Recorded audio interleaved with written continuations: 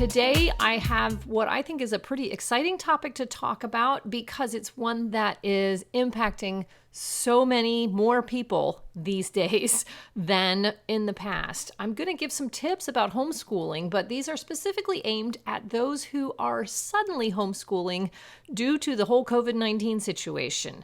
Now, there are people in two different camps. There are people that are going to be doing school at home, but it's still going to be all organized through the public school system. And then there are those who are pulling completely out of the public school system and are going to be homeschooling completely on their own.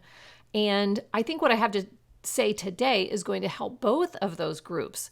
I am going to aim it more, though, at the people that are going to still be schooling with the public school system as their guide and golly, I don't even know another word to say, with the public school system as their guide, that they will be obedient to the public school system, that they will be receiving all of their curriculum and instruction from public school teachers for the classes that their kids signed up for. Those are the people I'm aiming this at today, more specifically. But these tips are going to be applicable to just about anybody who's homeschooling teens. So even if you don't fit into that camp, maybe give a listen anyway, because I think you might be surprised at what you learn, especially if you have not homeschooled before, or if you are new at homeschooling teens, then these tips might come in very handy.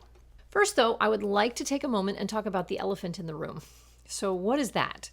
Well, there are a lot of people out there who are saying that people who are doing public school at home are not true homeschoolers. And I wanted to take a moment and address that issue. I think it's a valid response. I want to help those who are doing public school at home to understand why it's being said. And then I kind of want to give my own take on it. So here's the thing. When people are accusing public school people who are now home doing school, but still with all of the instruction from the public school teachers, whether that be online or via email or whatever, and they're saying that that's not true homeschooling, that is not true homeschooling as far as what homeschooling has been up till now. When people talk about homeschooling with the definition that we've used up until the very current day, they are talking about separating oneself from the public school district altogether, having absolutely no relationship to the public school district as far as educating your children. True homeschooling, until the very current day, has always been that the parent has full, complete, sole responsibility for the education of their child.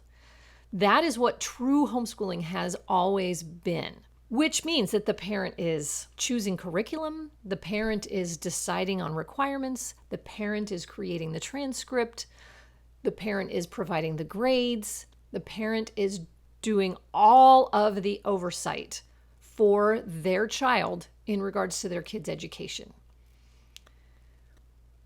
So, those who are doing that, those who are taking full, complete responsibility for the education of their child without having the resource of the public school district are, I think, fairly up in arms about the idea that people who are still using their public school district, who are still under their public school district, but are just doing school at home, for them to call it homeschooling. I can understand why those who have been homeschooling up till now, of which I am one, right, are finding problem allowing those public school people to call themselves homeschoolers. And I'm going to tend to agree with that, except for one thing.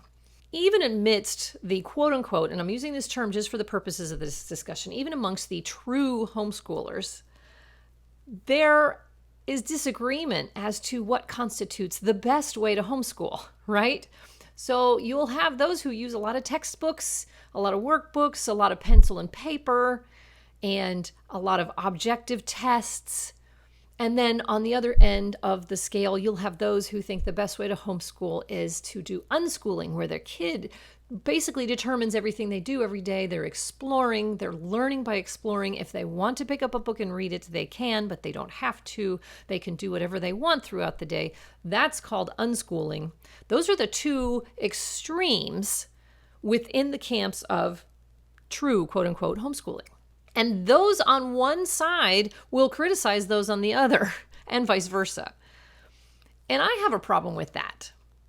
I think however the parent deems the kid should be homeschooled is still real homeschooling. So whether the parent has decided to use textbooks, or whether the parent has decided on a more exploratory model, or whether the parent has decided on something in between, we shouldn't be talking about doing school at home is a horrible thing versus, oh, true homeschooling is only the exploratory kind of homeschooling, only the stuff that uses freedom, throughout our day. No. The parent is the ultimate decider of the kid's education when we're talking about homeschooling. And I feel like when we're then adding the families who are coming in from the public school environment and are now doing school at home in the sense of their teachers from the public school are giving them the instruction and the assignments and whatever, but the kid is doing it all at home. I think there is room in the word homeschooling to include those people. The tricky part here is this. There are laws built about homeschooling in the true, quote unquote, sense of the word that we've dealt with all along. And so when the public school people are coming and doing school at home, it becomes a scary thing for those who have been homeschooling all this time to think about their laws being changed to accommodate this whole public school at home model. So I think it's important that we bring that to light even here in this little podcast, because I think it will help us to understand one another better.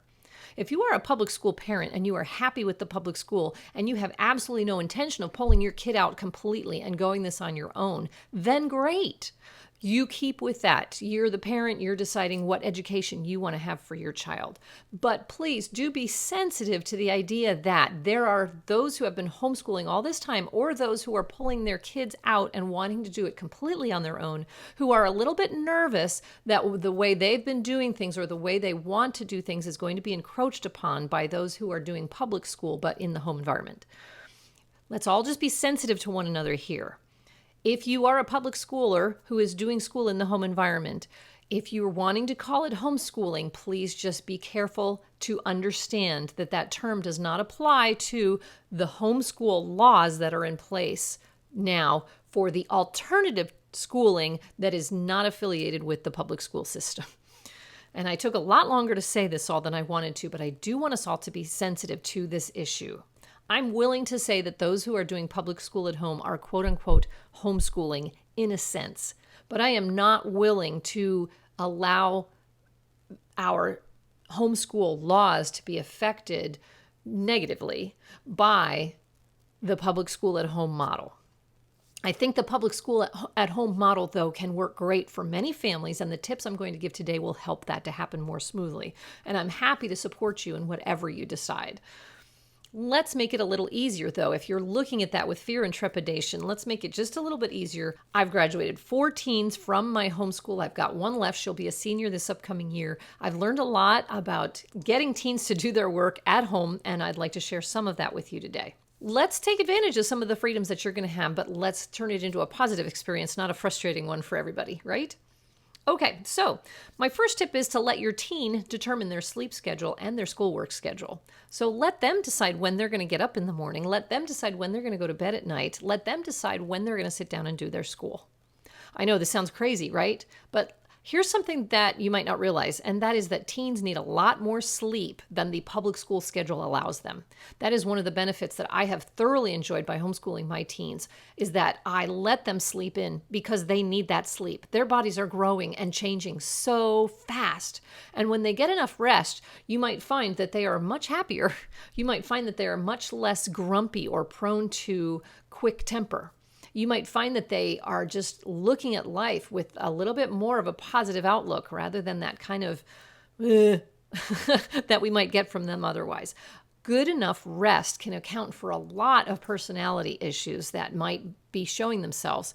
And so I suggest you let them set that schedule for themselves based on how much they truly need to sleep. You can take that with a grain of salt. This is obviously within reason. If they're staying up till 3 a.m. and then sleeping until 3 p.m., it has to go a little bit with your family's schedule. And if you're not comfortable with that much of an extreme, then I'm sure you can moderate that a bit. Or if it turns out that they're not getting their schoolwork done, you can tell them, no, this isn't going to work after all, and restrict them more. It's a great leverage tool, if you will. Hey, if you're getting your schoolwork done, you can choose to sleep in as late as you want. But if you're not, guess what? I'm going to wake you up at 8 a.m. Right? But that is my suggestion. Let them determine that, and then you go in and modify as needs to be. Alrighty, the second one would be to start practicing independent learning in this situation. I am a huge proponent of independent learning, which is where the kid is going to read the lesson or watch the video. The kid is going to take notes. The kid is going to do any practice problems or comprehension questions or whatever that need to be done. The kid is going to check their own work and figure out what they got wrong and why. The kid is going to study for any exams or write any papers all by themselves. And then the kid is going to take the exam or write the paper all by themselves. The whole thing is done by the teen, and the parent is there to help as needed by answering questions or what have you, but they are not there actually directing the teen's work or teaching anything for the teen. This is, to me, very important because this is what it's going to be like in college. And here is a perfect opportunity for your teen to practice that in the safe environment of the home. The public school teacher will be holding them accountable for their work, for participating in class discussions on Zoom or however that is happening. That is the public school teacher's job. So you shouldn't have to do any of that. And in the meantime, your teen can be learning how to do this all on their own so that they're ready to do it when they go to college. Because in college, the professor's not going to be getting after them. The professor's not going to be saying, oh, you've got that thing due tomorrow, or the midterm is next week, or, oh, it looks like you're having trouble. You need to come to my office hours, or why don't you ask a question about that? No, that's going to be all on the student to do. So why not try letting them practice that now? Encourage them to communicate with their teacher about any questions that they have. Encourage them to be the one that initiates and to take the lead for their own learning. And I think you'll see that some great skills are learned there that are going to stand them in good stead for the rest of their lives. My purpose in homeschooling has always been less about content and more about teaching my kids to learn on their own with no help from anybody else. So if you're in the public school system, but your teen is learning at home, this is the perfect opportunity to make that happen for them. And then you've given them the world when they know how to learn by themselves. My third tip for the day has to do with environment. Let them work alone in their room sometimes. Let them work lying on the floor sometimes. Let them work in front of the TV sometimes. Let them work with the music playing sometimes. Let them work on their bed sometimes. Don't restrict them to sitting at a desk or a table to do their schoolwork every day, every hour of the day.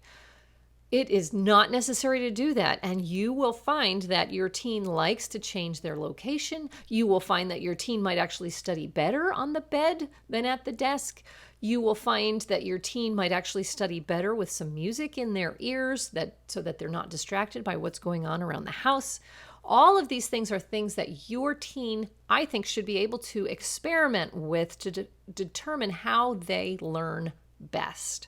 This is, again, another skill that's going to help them as they become an adult. How do I learn best? What environment do I need to be able to study well? If they can learn this now, then when they go off to college, they're already ahead of the game.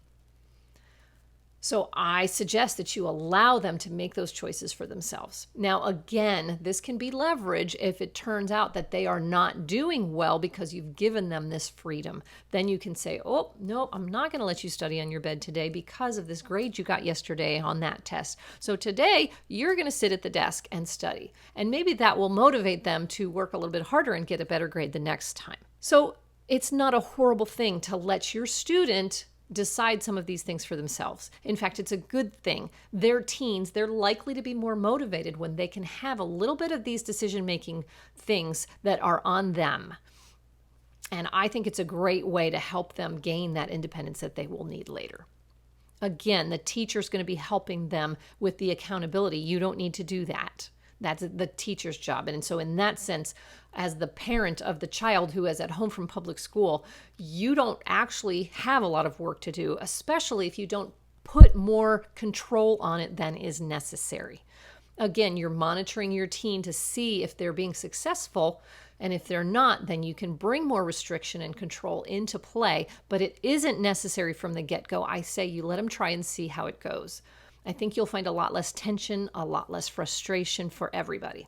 One last tip, and that is please expect that your teen will have a lot more spare time. Believe it or not, especially when they're learning on their own, this educational model can go a lot faster than you realize. All of that time that they've been spending at the public school is not being used for the actual learning, right? So when they're at home, they're not doing all of the things that make up a school day, but now really what they're doing is subject by subject, going through their schoolwork. It's not going to take as long as your ordinary school day would. So expect that they are going to have a lot more spare time and be thinking ahead about what they could be doing with that spare time. I do recommend a limit on screen time. That is obviously yours as the parent to decide. That is just my recommendation, that all of their spare time is not spent in front of a screen. But be thinking about other things that they can do that would be productive. And I'm sure that there are just tons out there. Mostly I think about let them pursue some interests. Let them find books that are about a topic that they're interested in. If they're interested in coding, maybe sign them up for a Khan Academy class in coding that they could use for their spare time. If they're a musician, now they've got more time to practice their instrument. Maybe encourage them along those lines. If they're an artist, now they've got more time to art, right? All of these interests of theirs, they will now have more time to explore. And that can be a really, really good thing. I'm hoping that as you have them at home, you're going to see that this really is a good thing. And it's not a frustration and it's not an annoyance, but it can be a wonderful time to be with your teen on a day-to-day basis. Let them choose these things until you see that it's not working. When it's not working, then you can start to tighten those reins a little bit or bring the funnel in. But until then, try it without as much control as you're thinking you might be needing. I do have several articles on my blog, Annie and Everything, that are just about teens in general and working with teens and motivating teens. And so you don't necessarily need to read the ones about, which curriculum to pick, but you can read the ones that are aimed at parents of teens and how to help your teens be successful while learning in the home environment. So I hope this has been helpful. Went a little bit longer than I expected or wanted it to, but I do just want to come alongside all of you and help you through this time. I know it's a change, but it can be a good change. And that's what I want to encourage you with. You can do this, and it's going to be great. Next week, I will be addressing those who are pulling their kids completely out of school and talking about how to get you started, kind of a quick start guide, if you will, of all the things you'll need to be keeping track of in order to start homeschooling on your own for the very first time. It's really not going to be that hard. So I just want to ease your mind about that. That'll be next week's episode. Thanks for being here.